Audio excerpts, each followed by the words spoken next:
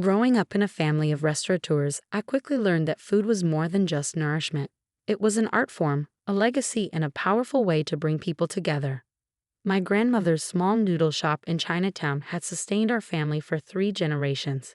Watching her expertly craft dishes in the tiny kitchen shaped my understanding of the world.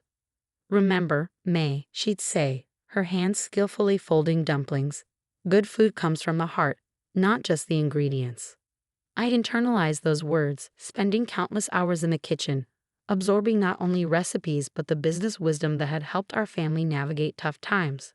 What no one knew was that I was also pursuing an online MBA, studying late into the night after the restaurant had closed. During the day, I mastered the delicate balance of flavors and the importance of fresh ingredients. At night, I delved into market analysis, business strategy, and corporate finance. My ambition extended beyond running a restaurant. I aimed to revolutionize the food industry. Then, I met James. He walked into our restaurant one rainy Tuesday evening, seeking refuge from the storm. Tall, impeccably dressed, and distinctly out of place, he immediately caught my attention. "What would you recommend?" he asked, water dripping from his expensive coat. "Our hand-pulled noodles with braised beef," I replied without hesitation. "It's perfect for a night like this." He smiled, a smile that made my heart skip a beat. "I trust your judgment." 20 minutes later, I watched as he took his first bite. His eyes widened in surprise, then closed in delight.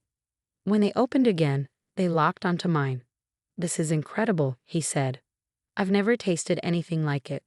That moment marked the beginning of our story. James became a regular, visiting 3 times a week, always trying something new. Our conversations began with food but quickly expanded to everything else. He worked in finance at a major investment firm, while I shared stories about the restaurant, carefully omitting my MBA and larger ambitions. 6 months later, he proposed, simple and intimate, just us in the restaurant after closing, over a bowl of the noodles he first tasted. Meeting his family was a different story. The Chens were old money, with a business empire encompassing restaurants, hotels, and real estate. James's father, Richard Chen, was CEO of Chen Global Hospitality, one of Asia's largest luxury hotel and restaurant groups. His mother, Victoria, embodied old-world elegance, while his sister, Amanda, was the company's director of operations. From the start, it was clear I didn't fit their ideal image of a daughter-in-law. A small restaurant? Victoria's perfectly manicured eyebrows arched during our first meeting. How quaint. Amanda's disdain was more overt. "James, you can't be serious. We're Chens. We own restaurant chains, not street food stalls." James squeezed my hand under the table but remained silent, a red flag I chose to overlook. The engagement dinner was a subtle exercise in humiliation.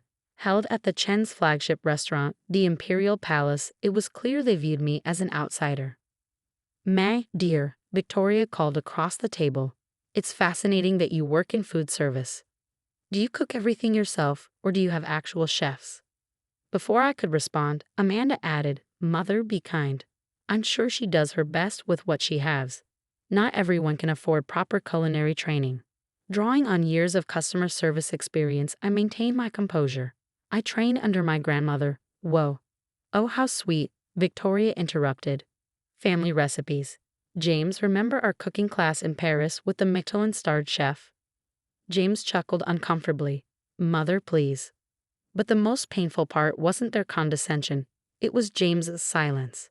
He never once defended me or our relationship.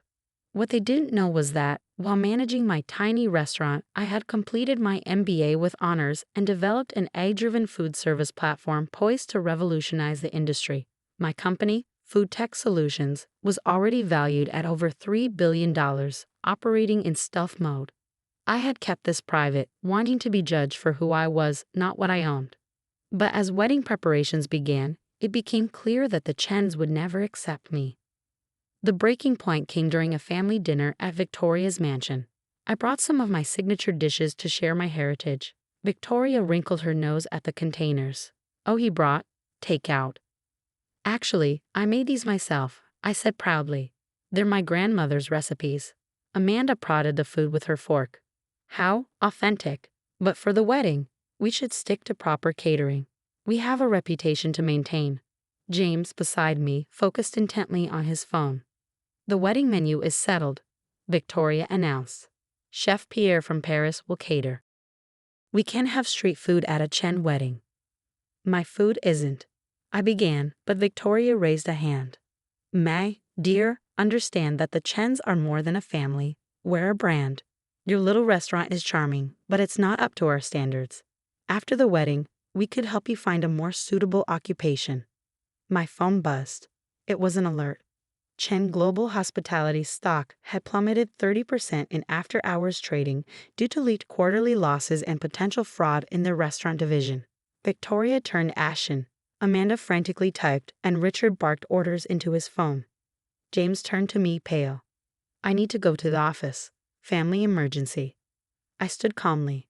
Actually, I think I can help. Everyone froze. Help? Amanda sneered, though her voice wavered.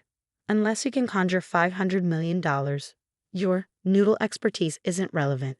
I pulled my laptop from my bag. Actually, I'd like to show you something. Victoria waved a dismissive hand.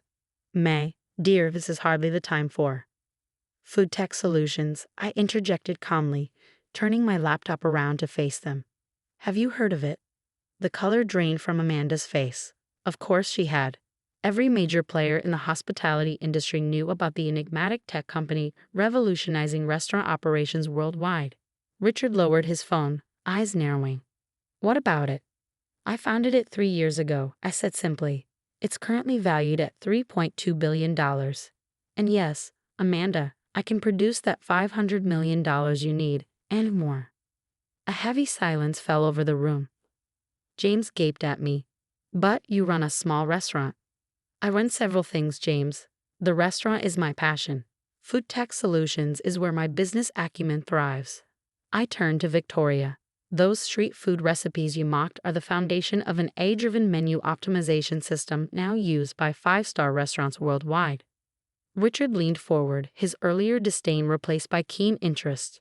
You're saying you're the CEO of Food Tech Solutions, the company every hospitality group is chasing. The same, I confirmed, pulling up our financials. We're in stealth mode but plan to go public next quarter. Our AI platform revolutionizes everything from inventory management to customer preference prediction. Something your company desperately needs right now. I gestured to Amanda's laptop, showing their dismal financial report. Victoria's hand trembled as she set down her wine glass. But why didn't you tell us? She asked, voice faltering. Would it have made a difference? I asked softly. Would it have made me more worthy of respect? More suitable as a daughter-in-law? The fact that you're even asking speaks volumes. Amanda's face reddened with anger. You expect us to believe you, a restaurant owner, built a billion-dollar tech company in secret? I displayed a screen of patents and proprietary algorithms. Your crisis stems from outdated systems and manual inventory management. These are exactly the issues my technology solves. Richard's business instincts flared. We should discuss this privately, perhaps over dinner at the Imperial. No, I cut in.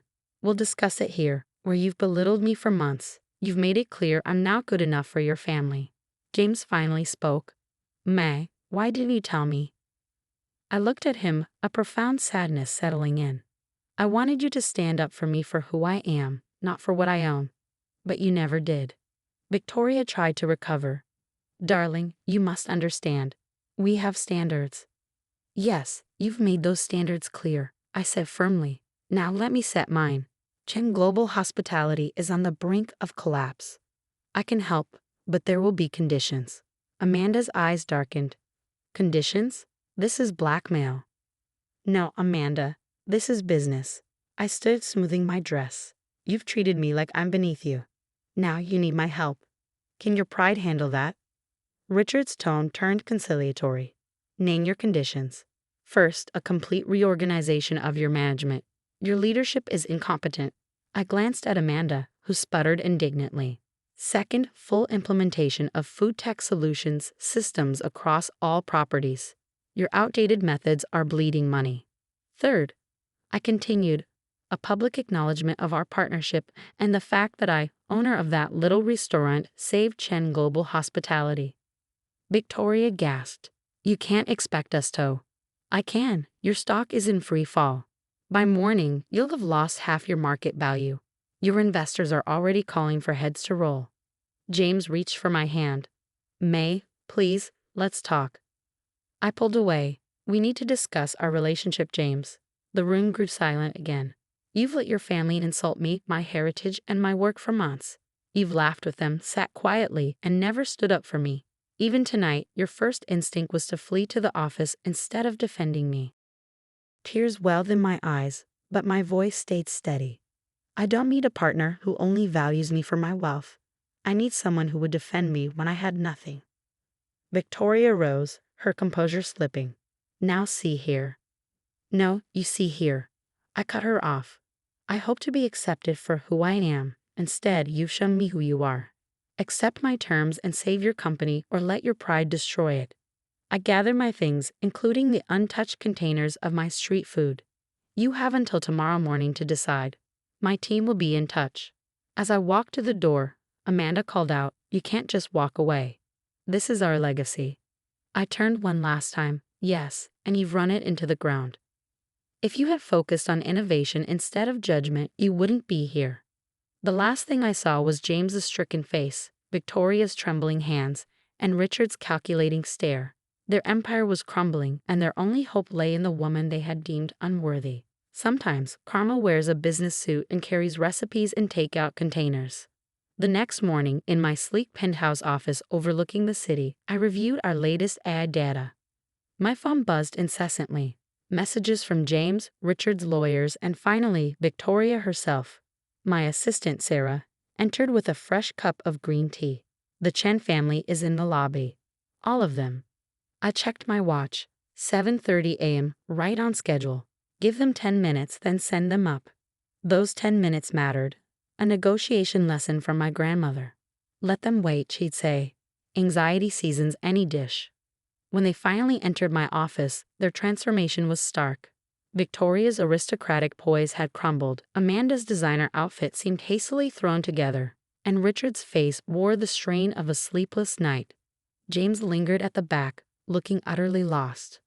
"The paperwork is ready," I said without preamble, gesturing toward the documents on the conference table. "Shall we begin?" Richard stepped forward. "Before we start, I want to say—" "Save it," I interrupted. "This is a business meeting, nothing more. Your company is hemorrhaging value by the minute. Let's focus on that." For the next 2 hours, we methodically went through the terms. Food Tech Solutions would acquire a 40% stake in Chang Global Hospitality in exchange for emergency funding and the full implementation of our systems. Amanda would step down as Director of Operations, to be replaced by someone from my team. "This is highway robbery," Amanda sputtered, but Richard silenced her with a glare. "It's more than fair," I replied calmly. "You're getting cutting-edge technology, immediate financial stability, and a partnership that will elevate your market value. In return, I gain partial ownership of a company in desperate need of modernization." Victoria, who had remained unusually quiet, finally spoke. "And what about James?" I met her gaze steadily. "James is not part of this discussion. Business and personal matters should remain separate, something your family never seemed to grasp." James stepped forward. "May, please. Can we talk privately?" I considered for a moment before nodding.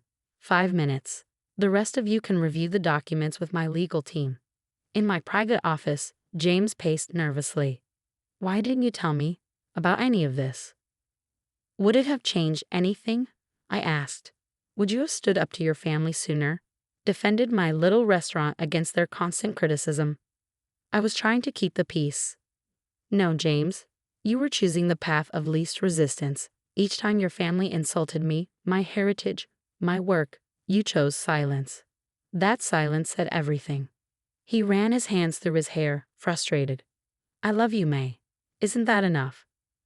"Love without respect isn't love, James. It's convenience." I stood up. "Your family's company is in crisis because they refuse to adapt, to see value in different perspectives. You're not so different." "Give me another chance," he pleaded. "Now that I understand." "That's the problem," I cut in. "You only want another chance because now you know I'm wealthy and successful. But I'm the same person I was yesterday, running my little restaurant with pride." If you couldn't love and respect that person, you don't deserve to know this one. Back in the conference room, the documents were ready for signing. Richard's hand trembled slightly as he signed away 40% of his family's legacy. Victoria watched with tears in her eyes, while Amanda sat stiffly, barely containing her fury. As the papers were notarized, I made one final announcement. One more thing. My grandmother's restaurant, it's not for sale at any price. It will continue operating exactly as it has for 3 generations. But surely with your resources, Victoria began. That restaurant is my heritage, my heart. It's everything you looked down on, everything you mocked. And it will remain exactly as it is. A reminder that success doesn't always wear a designer label or come with a luxury brand name. Over the next 6 months, Chen Global Hospitality underwent a complete transformation. Our AI systems revolutionized their operations, cutting costs while improving service quality. Their stock not only recovered but soared to new heights. The press loved the story. A traditional family business saved by innovative technology from an unexpected source. James sent flowers, letters, even tried to visit the restaurant. I returned the flowers, left the letters unopened, and had security politely escort him out. Some bridges, once burned, should stay that way. 1 year later, I sat in my grandmother's kitchen, showing her the latest financial reports. Chen Global Hospitality had doubled in value, and Food Tech Solutions was now worth over $5 billion. Ah, but how's the broth? She asked, tasting the day's soup. I smiled, understanding her point. Success wasn't about the numbers, it was about staying true to yourself, your values, your heritage. The restaurant was packed as usual, with a line stretching around the block. Victoria had come by once, months ago, presumably to make amends. She waited in line like everyone else, ate quietly in a corner, and left a generous tip. She never returned, but the gesture was noted. Amanda had moved to Europe, unable to face the humiliation of working under my management team. Richard adapted surprisingly well, finally acknowledging that tradition needed to walk hand in hand with innovation. And James, last I heard, he was dating a socialite his mother approved of. Some people never learn. As for me, I split my time between running a global tech company and making noodles in my grandmother's kitchen. Both brought me joy in different ways, both were equally important parts of who I am. The media often asked about the contrast, a billionaire tech CEO who still works in a small restaurant kitchen. They didn't understand that the restaurant wasn't just a business, it was a reminder of where I came from, who I am, and what truly matters. One evening, as I was closing up the restaurant, a young girl peeked into the kitchen. "Are you really the lady who owns all those big hotels now?" I smiled, handing her a freshly made dumpling. "No, sweetheart. I'm just the lady who makes really good noodles. Everything else is just business." The Chen family thought they were teaching me a lesson about status and worth. Instead, they learned a costly lesson about judgment and pride. Sometimes the most valuable things in life come in the simplest packages, and the most powerful people are those who don't need to prove their power. As my grandmother always said, good food comes from the heart, not just the ingredients. The same is true of success. It comes from integrity, not just assets. I still have the takeout containers from that last dinner at the Chen Mansion. They sit in my office as a reminder. Never let anyone shame you for who you are, and never compromise your values for those who can't see your worth. Sometimes, the best revenge isn't serving a cold dish, it's serving a perfectly prepared one. Seasoned with success, garnished with grace, and served with a side of karmic justice.